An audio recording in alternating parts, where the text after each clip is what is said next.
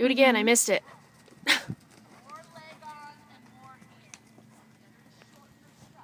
Good, yeah, you prepared him nicely for that upward transition. Good, and push him again. Good. Key to the good downward transition too is you want to collect him, but within the collection you want to watch out that you don't lose the hind end, because otherwise he doesn't have a chance but to fall on the front. Good. So just for a couple steps really set him down. Not too long, he can't hold that yet. So start with a normal canter and then you collect him a couple strides. And then you do your transition or you push him back forward depending on what you're working on. Good.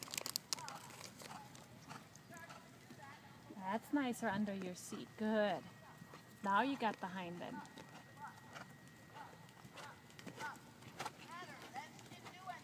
Good. All right, he drifted a little bit, but he was nicely under your seat still.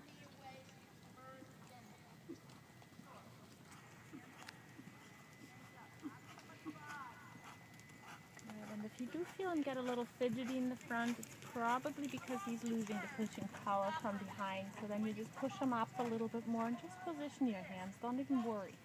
Because usually we found with him that when you do push him forward, he gets more stable and consistent in the bridle. So if you ever feel he's starting to fidget, just push him a little bit and then you go back to the collection.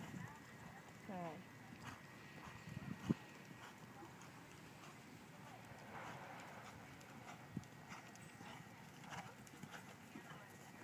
Oops, that's all right.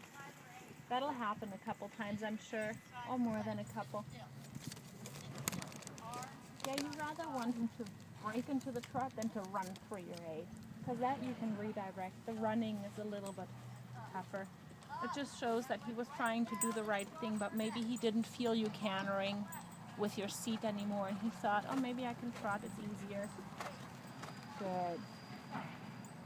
Good. That's all right. See, for as long as he stays soft, if he does a couple trot steps at this stage in the game, it's not that big of a deal. We'll get him to sit down more and more, but you want him to stay soft and within the rhythm, so don't worry about that part too much.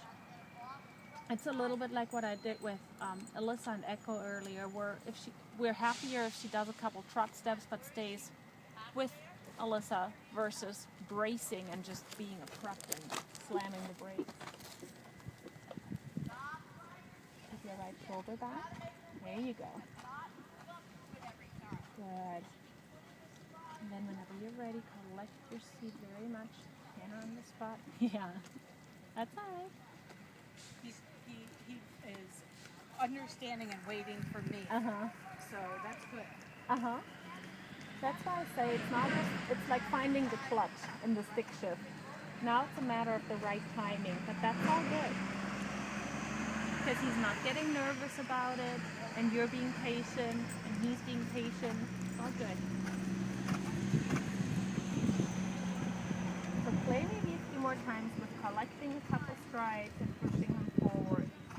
And then when you do decide to do your walk transition, be very precise with now you're done cantering and now we walk. So get a little more firm with your almost like a focus on the stop and then you go forward. Huh?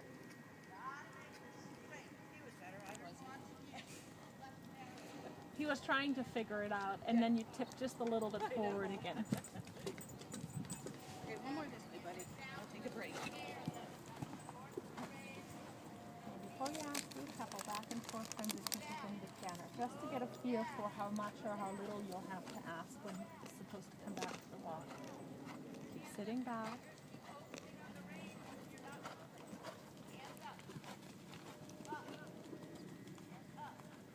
Even more. Better. You still this way tipped a little bit forward again.